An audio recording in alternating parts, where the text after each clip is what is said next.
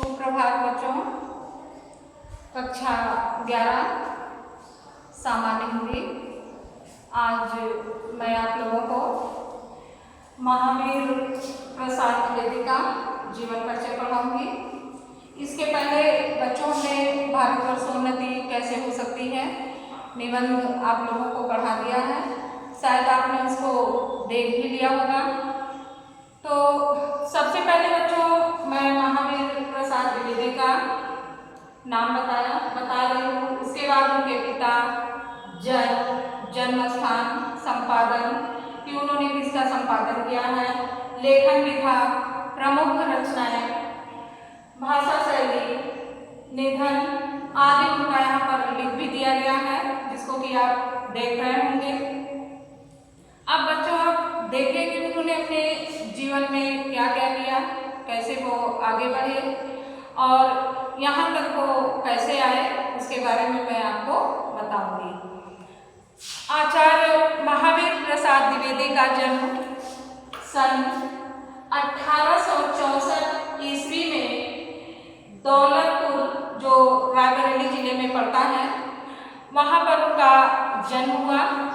इनके पिता का नाम पंडित राम सहाय दुबे था और इनके पिता की अर्थात इनके परिवार की आर्थिक स्थिति ठीक न होने के कारण इनकी शिक्षा सुचारू रूप से नहीं हो सकी, अर्थात इनकी शिक्षा लगातार अच्छे से नहीं चल सकी।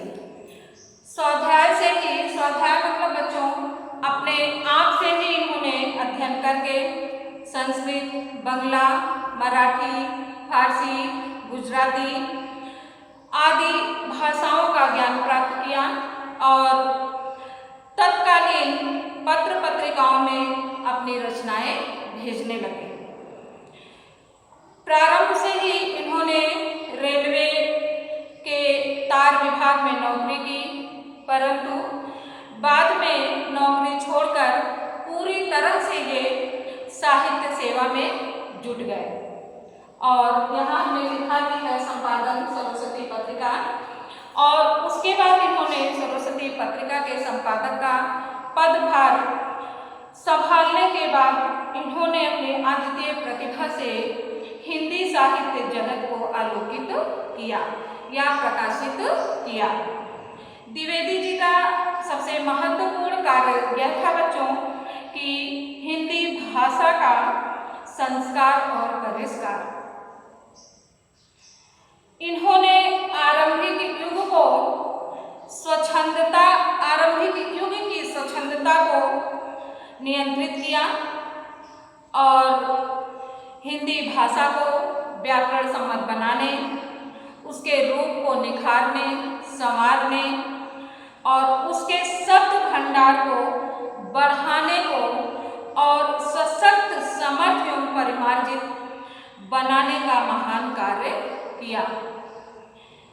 सन 1931 ईस्वी में काशी नागरी प्रचारिणी सभा से ने इन्हें आचार्य तथा हिंदी साहित्य सम्मेलन ने वाचस्पति की उपाधि से इनको विभूषित किया।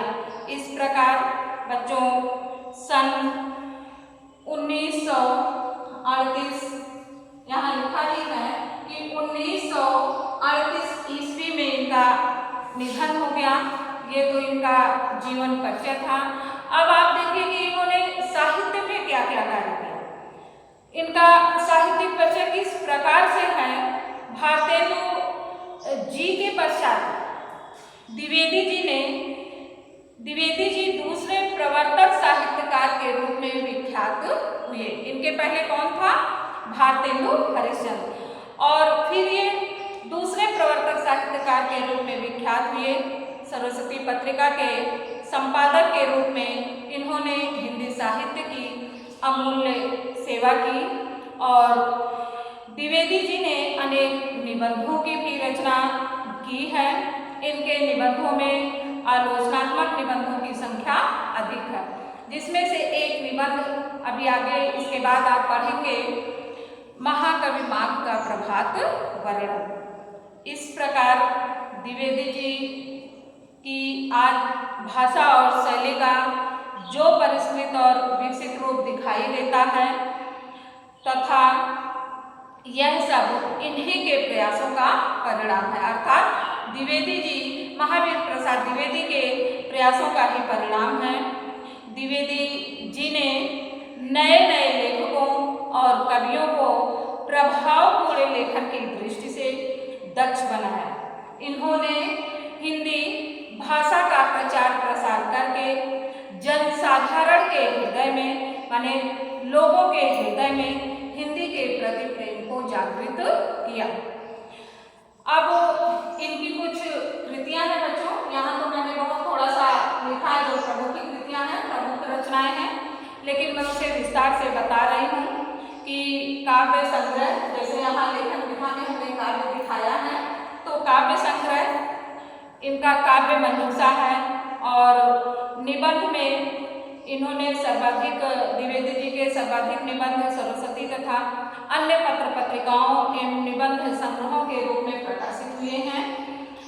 कुछ अनुदित रचनाएं, आलोचना, कुछ इनकी आलोचनाएं हैं, जैसे नाट्यशास्त्र, हिंदी नवरत्न यहाँ हमने दिखाया भी है, रसज्ञ रंजन है, साहित्य सीकर है और विचार विमर्श है।